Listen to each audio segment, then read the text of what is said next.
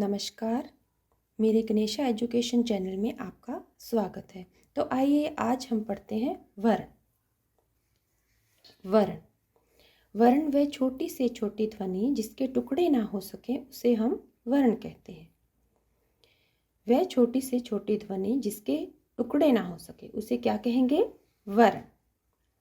अब हम जानते हैं वर्णमाला। तो सबसे पहले हमें पता होना चाहिए कि वर्णमाला किसे कहते हैं। तो अक्षर समूह का दूसरा नाम वर्णमाला है। क्या है? वर्णमाला।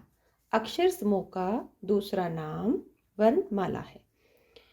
और इसकी दूसरी डेफिनेशन, दूसरी परिभाषा, वर्णों के समूह को क्रमबद्ध व्यवस्थित रूप से स्थापित किया जाए उसे वर्णमाला कहते हैं। यानी कि इसे दो तरह से हम बोल सकते हैं। अक्षर समूह का दूसरा नाम वर्णमाला है। एक तो ये परिभाषा है इसकी, और इसकी दूसरी परिभाषा वर्णों के समूह को क्रमबद्ध व्यवस्थित रूप से स्थापित किया जाए उसे वर्णमाला कहते हैं। तो अब हम जानते हैं वर्ण के भेद। वर्ण के दो भेद हैं। पहला भेद स्वर, दूसरा भेद व्यंजन। तो अब हम इसको विस्तार से जानेंगे कि स्वर किसे कहते हैं। ठीक है, जो बिना किसी व्यंजन की सहायता से बोले जाते हैं उसे स्वर कहते हैं। जो बिना किसी व्यंजन की सहायता से बोले जाते हैं उसे क्या कहेंगे? स्वर। और स्वर कौन कौन से होते हैं? 11 स्वर होते हैं। जैसे अ, आ, ई, उ, ए, ओ, री। तो ये क्या हुए? 11 स्वर हुए। तो अब हम जानते हैं व्यंजन के बारे में। व्यंजन जो स्वरों की सहायता से बोले जाते हैं उसे हम क्या कहेंगे? व्यंजन। जो वर्ण स्वरों की सहायता से बोले जाते हैं उन्हें हम क्या कहेंगे? व्यंजन।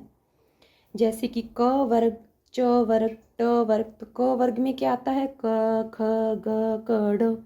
इसी तरह च वर्ग में च, छ, ज, च, ग ऐसे आएगा। तो इसी तरह ट वर्ग हो गया हमारा, त वर्ग, प वर्ग, य, र, ल, व, श, स, ह। तो इन सब की संख्या कितनी मानी गई है? 33।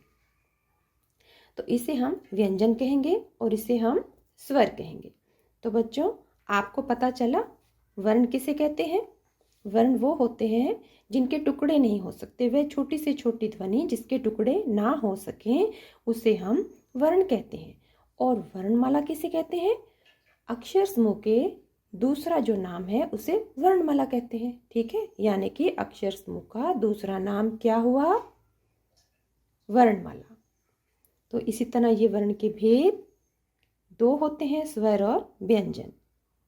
स्वर जो बिना किसी व्यंजन की सहायता से बोले जाते हैं। व्यंजन जो स्वरों की सहायता से बोले जाते हैं। ओके बच्चों, अब आपको मैंने वर्ण के बारे में पढ़ा दिया। तो मेरी नेक्स्ट वीडियो के लिए आप सब्सक्राइब करें, लाइक करें और इसे शेयर करें ताकि मेरी आने वाली वीडियोस आपको मिल सकें। Thank you.